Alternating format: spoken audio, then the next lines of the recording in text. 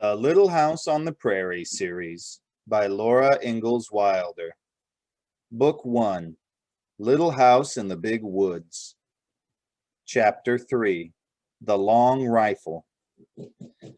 Every evening before he began to tell stories, Pa made the bullets for his next day's hunting. Laura and Mary helped him. They brought the big, long-handled spoon and the box full of bits of lead and the bullet mold. Then, while he squatted on the hearth and made the bullets, they sat one on each side of him and watched. First, he melted the bits of lead in the big spoon held in the coals. When the lead was melted, he poured it carefully from the spoon into the little hole in the bullet mold. He waited a minute, then he opened the mold, and out dropped a bright new bullet into the hearth. The bullet was too hot to touch, but it shone so temptingly that sometimes Laura or Mary could not help touching it. Then they burned their fingers. But they did not say anything, because Pa had told them never to touch a new bullet. If they burned their fingers, that was their own fault. They should have minded him. So they put their fingers in their mouths to cool them and watched Pa make more bullets. There would be a shining pile of them on the hearth before Pa stopped. He let them cool. Then with his jackknife, he trimmed off the little lumps left by the hole in the mold. He gathered up the tiny shavings of lead and saved them carefully to melt again the next time he made bullets. The finished bullets he put into his bullet pouch. This was a little bag which Ma had made beautifully of buckskin, from a buck Pa had shot. After the bullets were made, Pa would take his gun down from the wall and clean it. Out in the snowy woods all day, it might have gathered a little dampness, and the inside of the barrel was sure to be dirty from powder smoke. So Pa would take the ramrod from its place under the gun barrel and fasten a piece of clean cloth on its end. He stood the butt of the gun in a pan on the hearth and poured boiling water from the tea kettle into the gun barrel. Then quickly he dropped the ramrod in and rubbed it up and down, while the hot water, blackened with powder smoke, spouted out through the little hole in which the cap was placed when the gun was loaded. Pa kept pouring in more water and washing the gun barrel with the cloth on the ramrod until the water ran clear. Then the gun was clean.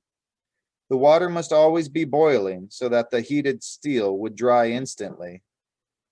Then Pa put a clean, greased rag on the ramrod, and while the gun barrel was still hot, he greased it well on the inside.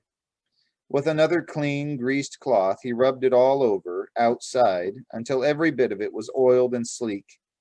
After that, he rubbed and polished the gun stock until the wood of it shone, bright and shining, too. Now he was ready to load the gun again, and Laura and Mary must help him. Standing straight and tall, holding the long gun upright on its butt, while Laura and Mary stood on either side of him, Pa said, "You watch me now and tell me if I make a mistake." So they watched very carefully, but he never made a mistake. Laura handed him the smooth, polished cow horn full of gunpowder. The top of the horn was a little metal cap. Pa filled this cap full of gunpowder and poured the powder down the barrel of the gun. Then he shook the gun a little and tapped the barrel to be sure that all the powder was together in the bottom. "Where's my patch box?" he asked them, and Mary gave him the little tin box full of little pieces of greased cloth. Pa laid one of these bits of greasy cloth over the muzzle of the gun, put one of the shiny new bullets on it, and with the ramrod he pushed the bullet and the cloth down the gun barrel. Then he pounded them tightly against the powder. When he hit them with the ramrod bounced up in the gun barrel, and Pa caught it and thrust it down again. He did this for a long time. Next, he put the ramrod back in its place against the gun barrel. Then, taking a box of caps from his pocket, he raised the hammer of the gun and slipped one of the little bright caps over the hollow pin that was under the hammer. He let the hammer down slowly and carefully. If it came down quickly, bang! The gun would go off. Now the gun was loaded, and Pa laid it on its hooks over the door. When Pa was at home, the gun always lay across the two wooden hooks above the door. Pa had whittled the hooks out of a green stick with his knife, and had driven their straight ends deep into holes in the log. The hooked ends curved upward and held the gun securely. The gun was always loaded and always above the door, so that Pa could get it quickly and easily any time he needed a gun. When Pa went into the big woods, he always made sure that the bullet pouch was full of bullets and that the tin patch box and the box of caps were with it in his pockets.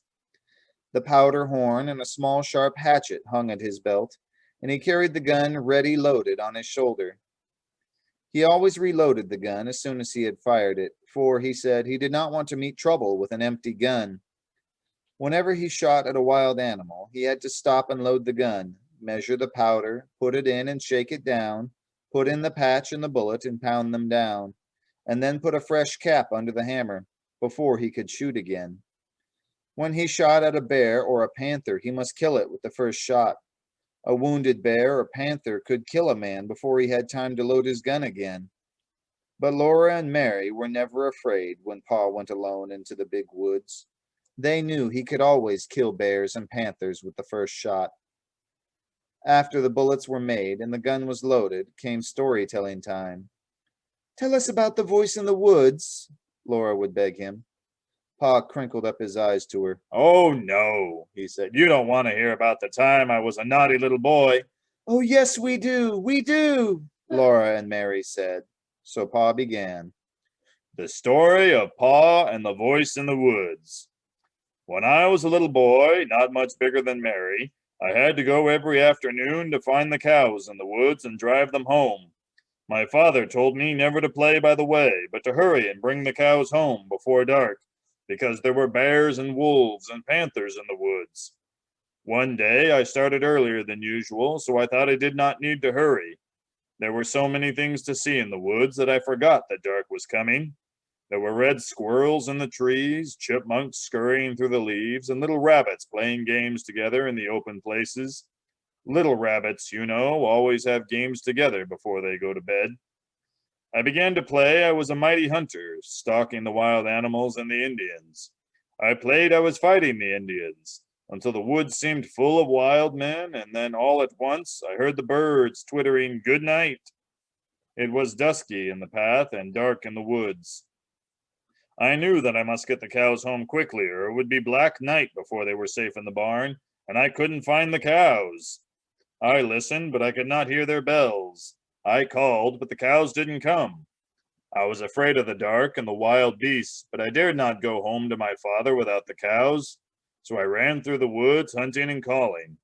All the time, the shadows were getting thicker and darker, and the woods seemed larger, and the trees and the bushes looked strange. I could not find the cows anywhere. I climbed up hills looking for them and calling, and I went down into dark ravines, calling and looking. I stopped and listened for the cowbells, and there was not a sound but the rustling of leaves. Then I heard loud breathing, and thought a panther was there in the dark behind me. But it was only my own breathing. My bare legs were scratched by the briars, and when I ran through the bushes, their branches struck me. But I kept on looking and calling, "Suki, Suki, Suki, Suki," I shouted with all my might. "Suki!" Right over my head, something asked, "Whoo?" My hair stood straight on end. "Whoo, whoo," the voice said again. And then how I did run. I forgot all about the cows. All I wanted was to get out of the woods, to get home. That thing in the dark came after me and called again, "Whoo, whoo."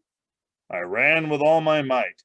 I ran till I couldn't breathe, and still I kept on running. Something grabbed my foot, and down I went. Up I jumped, and then I ran. Not even a wolf could have caught me. At last I came out of the dark woods by the barn. There stood all the cows, waiting to be let through the bars. I let them in and then ran to the house.